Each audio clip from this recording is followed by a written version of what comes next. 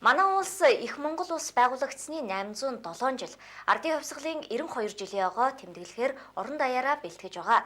Наадмын өдрүүдэд иргэдэд барих ээлжит бэлгийг нийслэлийн музейн зүгээс задлж байна. Оюутгын компани ивент тэтгэлгээр үндэсний музей, Богд хааны ордон музей зэрэг 7 музейг иргэд наадмын 3 өдөр үн төлбөрөөр үзэх боломжтой болж байна. Монголын үндэсний музейн 13 дугаар зууны түүхийг өгүүлэх танхимд үзэгчдээ Хэрлэнгийн хөдөө арлаас олдсон Монгол язгуурт мэдээлэл 14-өөс 16 дугаар зууны Дайчин баатруудын хэрэглэж явсан төмөр өмсгөлтэй танилцж болно.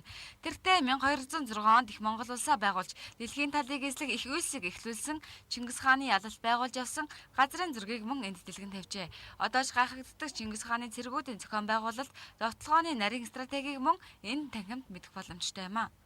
Альва улс орны төгс соёлтой танилцыг гэвэл хамгийн ихэнд хаалга татан орох газар бол музей байдаг.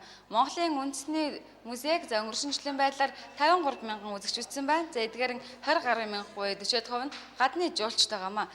Чингис хаан Би Монголд анх удаа ирж байна. Чингис хаан бол дэлхийн хэмжээний шилдэг үзэгч байсан гэдгийг би мэднэ.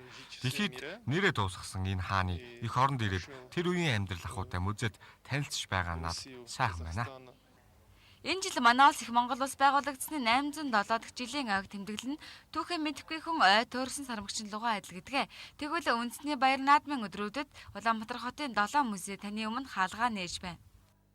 Ардын хувьсгалын 92 жилийн ой их Монгол улс байгуулагдсан 807 жилийн ойгоор нийт наадамч олондоо манай Монголын үндэсний музейгээс болон оюут толгой компанитай хамтраад нийт одоо нийслэлийн хэмжээнд үйл ажиллагаа явуулж байгаа төрийн 7 музей үн төлбөргүй үзүүлнэ. Оюут толгой компани ивент тэтгэж байгаа. Тэгээ энэ нь болохоор өв түүхээрээ аялах үгээд нодон бас бид нар одоо энэ ажлыг зохион байгуулж явуулж байсан. Энэ жил бол уламжлал болгон зохион байгуулагдаж явуулна. Нийтдээ наадмын 11, 12, 13-ны өдрүүдэд бүх нийтэд үн төлбөргүй үйлчлэнэ.